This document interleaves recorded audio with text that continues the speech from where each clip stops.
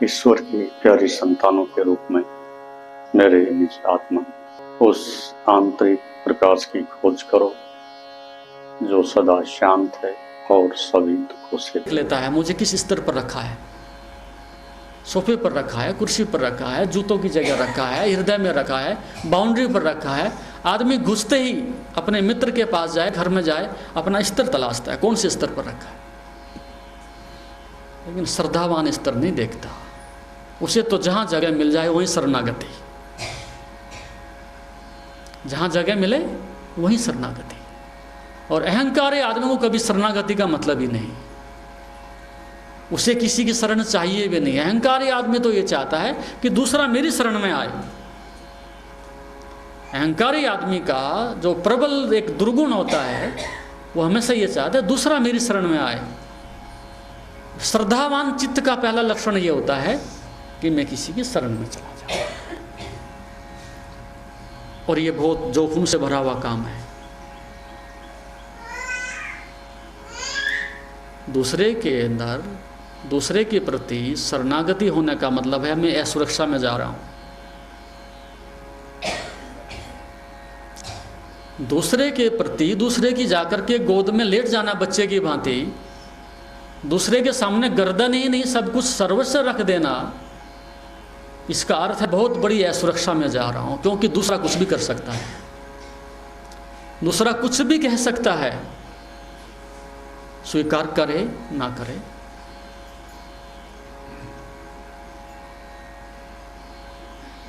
तो श्रद्धा में बहुत बड़े खतरे होते हैं, बहुत बड़ी असुरक्षा होती है। इसलिए तो आदमी कभी समर्पित नहीं होता, अंतिम क्षण तक मन बचाने की कोशिश करता है कि कोई भरोसा नहीं, शायद धोखा ही हो जाए, कोई भरोसा नहीं, कुछ ना मिले।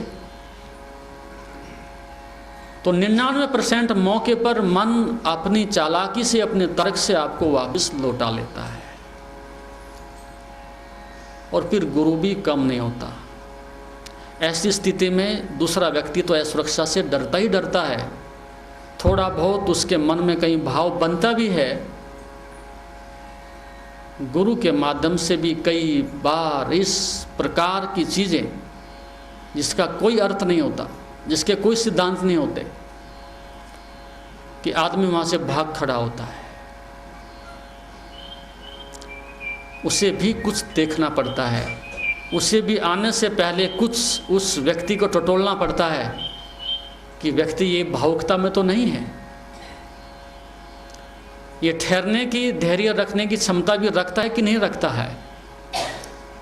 तो कई प्रकार के ऐसे कर्म हैं जिसका शास्त्र से, समाज से कोई संबंध नहीं, सुन करके, देख करके आदमी भाग खड़ा होता है कि भाई भरोसे के योग नहीं। बहुत बार ऐसा इतिहास में हुआ है कि शिष्य नज़दीक आते आते एक कदम वापस वहाँ से लौट जाता है अंतिम क्षणों में। कुछ ऐसे वचन बोल देता है कि जिसकी कभी आवश्यकता नहीं थी, कभी इच्छा नहीं थी, कभी अपेक्षा नहीं कर सकता था। शिष्य गुरु ऐसे वचन बोल देता है कि वहीं से संदेह खड़ा हो जाता है, चलो बात ठीक नहीं। ऐसे आदेश दे देता है कर्म करने के लिए जिसकी कोई कभी मन में भावना पैदा नहीं हो सकती थी कि जाइएगा वो करिएगा। वहां से मन में 1% भी कहीं संदेह है तो वापसी कर जाएगा। तो श्रद्धा में बहुत बड़ी शक्ति है। नया नया शिष्य गुरु के पास आया, सीखने के लिए आया। उसने कहा क्या आप परीक्षा दे सकते हो? बोले हाँ, आप कहिएगा। जहाँ वो बैठे थे बहुत ऊंची पहाड़ी थी, नीचे बहुत बड़ा खड्ड था। उन्होंने कहा कि आप छलांग लगा जाओ। 1 सेकंड नहीं लगा, वहीं से झट से लुढ़क गए। तो जो गुरु भाई वहां पर बैठे हुए थे और काफी लंबे समय से जो संभावना थी कि शिष्य आगे जा ही चुका है, इसकी श्रद्धा इतनी पवित्रता लिए हुए है, इतनी श्रद्धा है इसकी कि ये सत्य के निकट ही पहुंच गया है।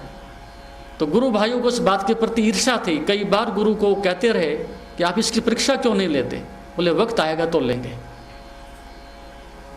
तो जब उन्होंने कहा कि छलांग, उन्होंने 1 सेकंड नहीं सोचा कि इतना बड़ा पहाड़ और इतनी गहराई, इतनी बड़ी खाई है, तो शिष्य मुस्कुराए अंदर से, खुश हुए कि एक झाड़ कटा, संभावित बनने वाला जो उत्तराधिकारी था वो खत्म हुआ,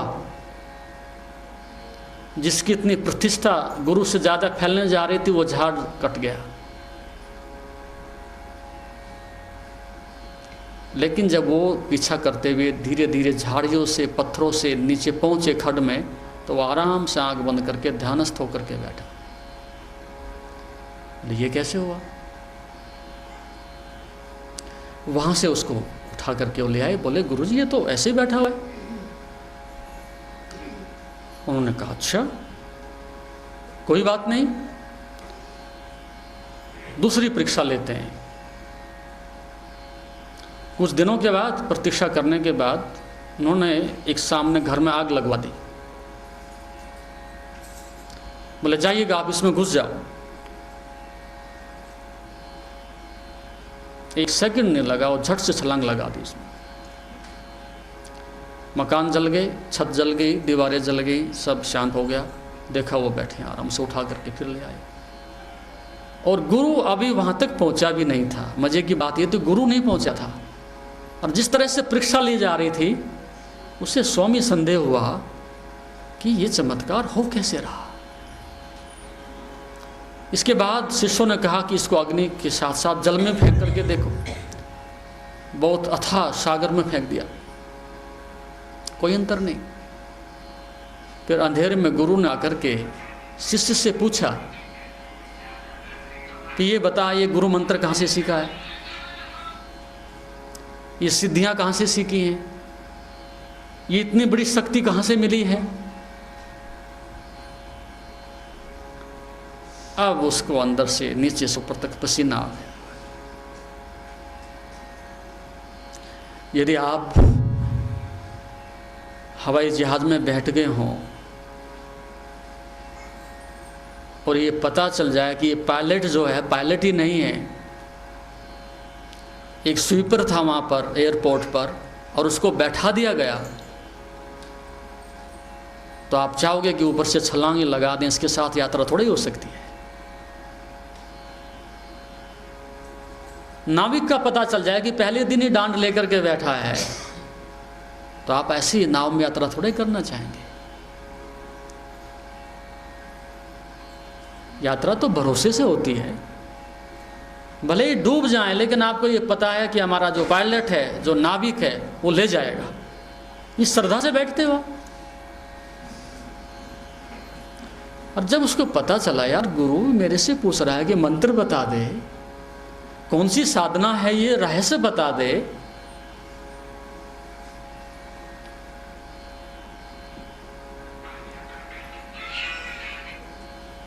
तो अंदर से संदेह पकड़ गया।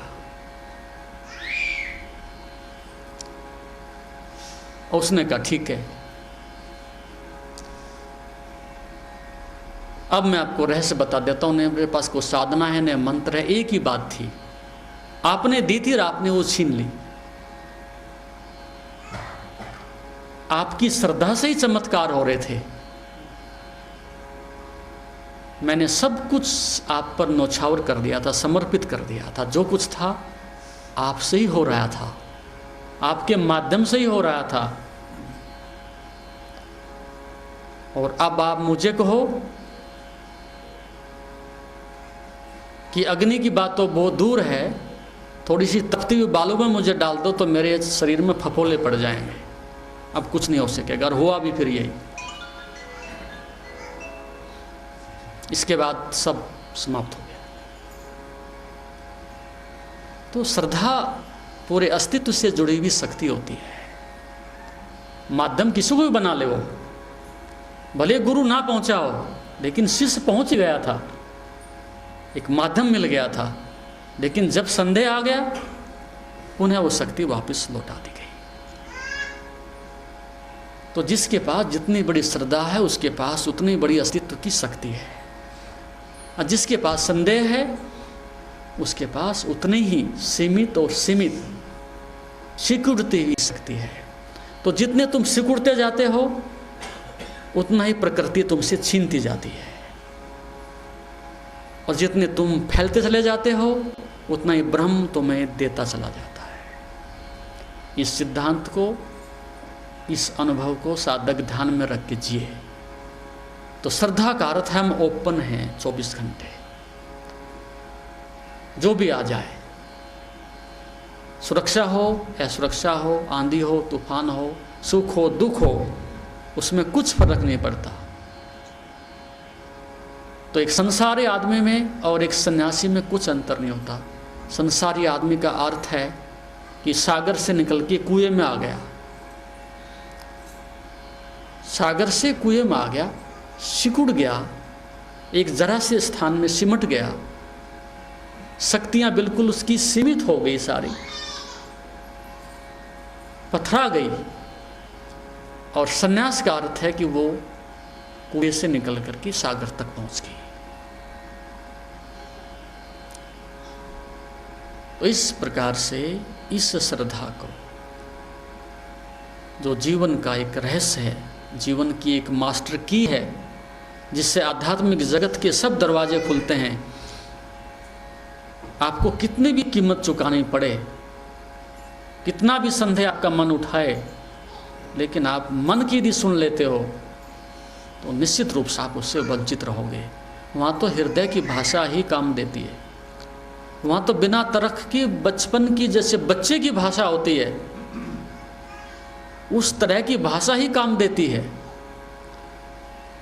वहाँ कोई चालाकी प्रवेश नहीं करती। तो जैसे जैसे सरलता आती है उससे हानि तो बहुत होगी, क्योंकि संसार आपका बिखर जाएगा।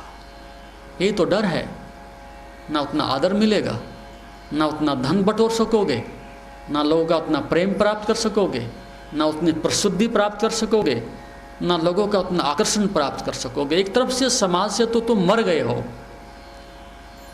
कोई नहीं पूछेगा तुम्हें, महामूढ़ गिने जाओगे आप। क्योंकि श्रद्धावान आदमी तो बेबूझ होता है, कहीं झुक जाए। एक आदमी रास्ते से गुजर रहा है और उसके मन में श्रद्धा का भाव पैदा हो गया है, तो देर थोड़ा लगाएगा, वो पैर छू लेगा और आगे खिसकेगा, बेतुकी सी बात है। लेकिन उसके मन में झुकने का भाव आया, तो फिर ये नहीं कि वो राष्ट्रपति है कि मंत्री है, चोर है कि दुष्ट है, उसके झुकने में दूसरा महत्वपूर्ण नहीं है, उसके झुकने में तो स्वयं का महत्वपूर्ण है। जैसे बीमार आदमी डॉक्टर को खोजता है, श्रद्धावान आदमी झुकने के बहाने खोजता है। कहीं भी झुकने का बहाना मिल जाए बस छोटा सा, और वो उससे चूकता नहीं। जैसे अहंकार आदमी अकड़ के बहाने ढूंढता है, तो श्रद्धावान व्यक्ति साधक झुकने का बहाना ढूंढता है, कहीं भी झुकने का मिल जाए। चाहे एक पौधा ही हो, जानवर ही हो, एक साधारण रखा हुआ पत्थर ही हो। अब जो लोग मूर्ति पूजा करते हैं, उसके पीछे मूर्ति में थोड़ा ही था कि भाई मूर्ति पूजा करने से उसको क्या मिलेगा, कौन सा भगवान मिलेगा। एक बहुत बड़ी कसौटी थी। आदमी के सामने तो कोई भी झुक जाए, तर्क भी कहता है, शास्त्र भी कहते हैं, बुद्धि भी कहती है, आदमी श्रेष्ठ है तो झुकने में क्या परेशानी है, झुक जाएंगे। लेकिन एक पत्थर के सामने साष्टांग दंडवत करना, उसके साथ एक रस हो जाना, इतनी कठोर चीज में भी प्रवेश कर लेना, हृदय तो बहुत तरल है, जब चाहे घुस जाए तलवार की तरह से। लेकिन पत्थर जैसी कठोर पाषाण में भी आदमी तरलता अनुभव करने लगे और उसको दर्पण की तरह से दिखाई देने लगे, और उसके साथ में उसकी अंदर से एक रास्ता पैदा होने लगे, तो क्या छोटी साधना समझते हो? ऊपर से तो बड़ी मूढ़ता दिखाई पड़ती है कि महामूढ़ है, पत्थर के सामने से मिल क्या रहा है। लेकिन उसके अंदर जो घटित हो रहा है उससे कोई अनुभव नहीं कर सकता। अब मीरा है, एक साधारण सी प्रतिमा को लेकर के वो भागी फिर रही है जंगलों में। उसकी मूढ़ता, उसके पागलपन की कोई सीमा है? लेकिन उसमें से कुछ दिख रहा होगा, कुछ झलक आ रही होगी, कुछ अंदर परिवर्तन हो रहा होगा, कुछ घटित हो रहा होगा।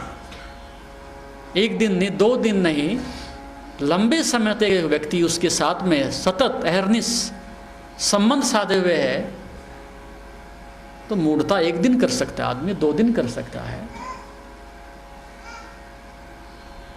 तो उसके पीछे रहस्य यही था।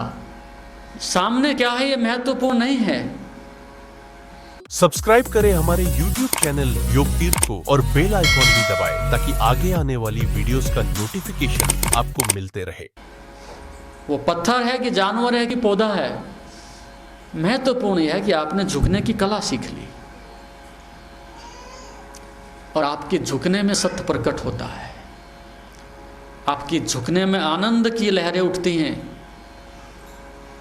और वो कला जब आ जाती है तो फिर उसको व्यक्ति रोक नहीं सकता। कभी झुक करके तो देखो,